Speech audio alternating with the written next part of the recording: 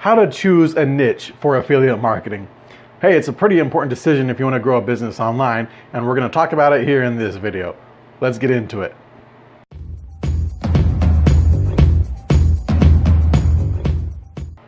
Hey, it's Daniel P. Robertson here, and on this channel we talk about how to grow your audience, increase your influence, and get life-changing results with affiliate marketing. And in this video, we are on part 3 of the step-by-step affiliate marketing for beginners series.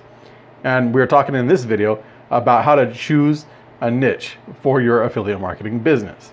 This is a pretty important decision for you if you're growing a business online of any kind, whether it's affiliate marketing or anything else, because it really determines who you're marketing to, what their problems are, what kind of solutions you can offer them, the size of the market, all kinds of things it determines by selecting your niche. And so it is a really important decision. So how do you pick a good niche? What are the things to look for? Well, I got some tips here for you. Now, we covered this in a previous video, but I do want to go over this. There's really 4 main niches to go into. Number 1 is health, 2 is wealth, relationships, and then the 4th one is hobbies and passions. So these are the 4 big markets, and in each of these markets there's plenty of people to market to and plenty of products to recommend to these people.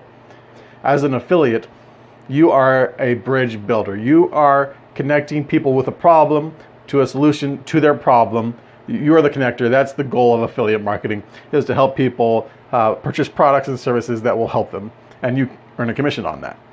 So picking a good niche, it's all about really understanding what are the problems that you can help people solve. So picking a niche is all about understanding what are the problems that you can help people solve and how can you help them solve those problems. And usually it comes down to a few different things. What are the things that you're really interested in? Like, what are the things that you can continue to publish content on for a long period of time? What is a topic that you won't get bored with? What is a topic that you really want to help people with?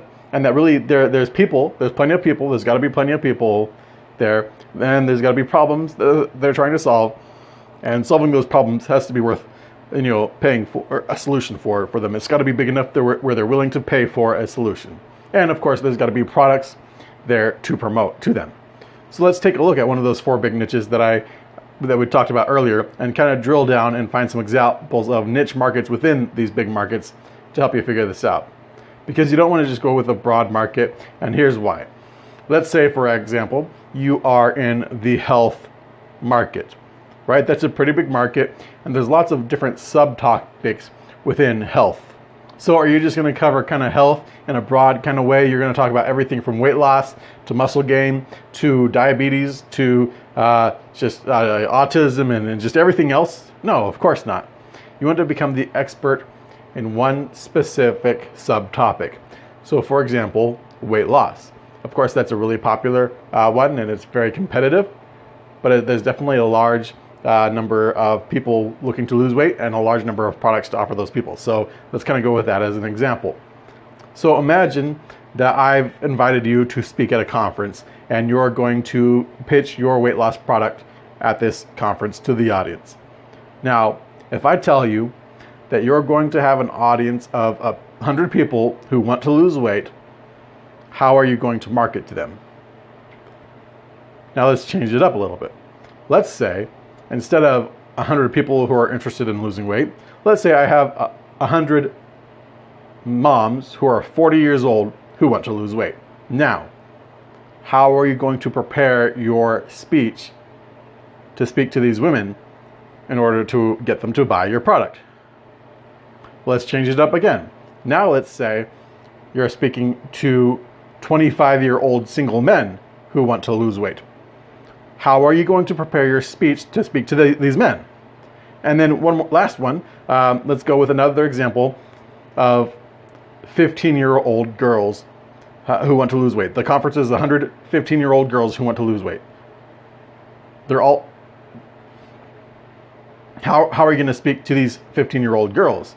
Right? The way you speak to each of these 4 audiences is going to be way different. And the broad audience, the audience of 100 people who want to lose weight, it's going to be harder to craft a message for that audience because it's not a very specific audience. This is kind of a general, broad audience of people who want to lose weight. It could be men, it could be women, it could be any age, and it's really hard to kind of really come up with a really good message that's really going to inspire them to take action. But then if you know that you're just speaking to 40-year-old mothers, then you have some specific ways that you can speak to them to help them understand the value of what you have.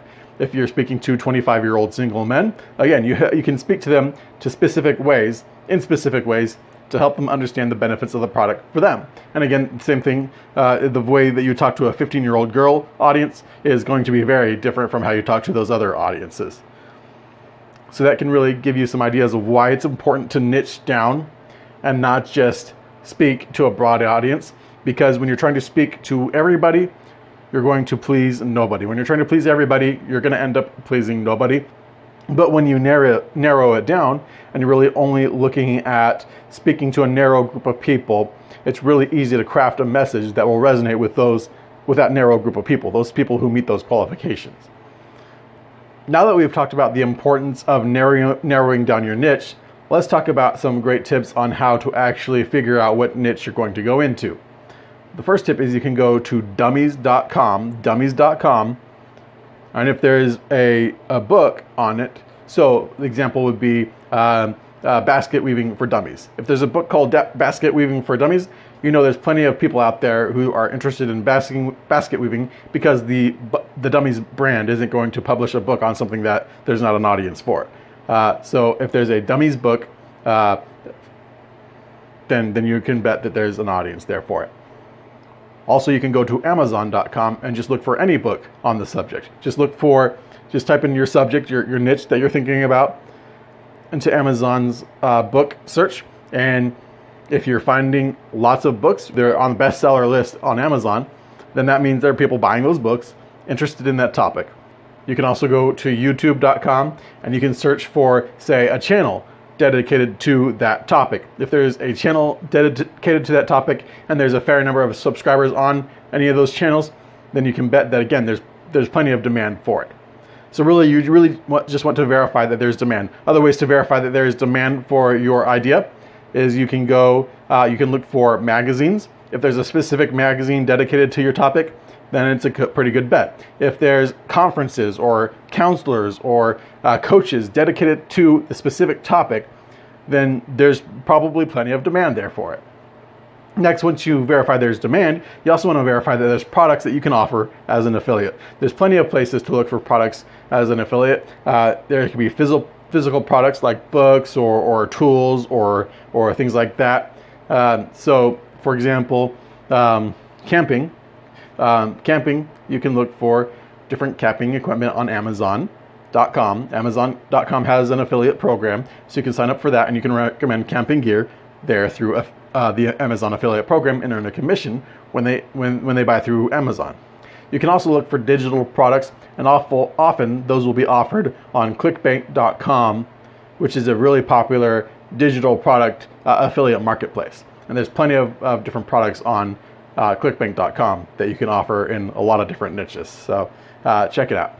And you can also look on Google, say Google, your topic, your niche affiliate program, and then you can find different affiliate programs that way. If you're finding affiliate programs and affiliate products, then you're good to go. You've got something to offer your audience. Subscribe, like this video, share it if you got value out of it, and we'll see you in the next one. Have a great day.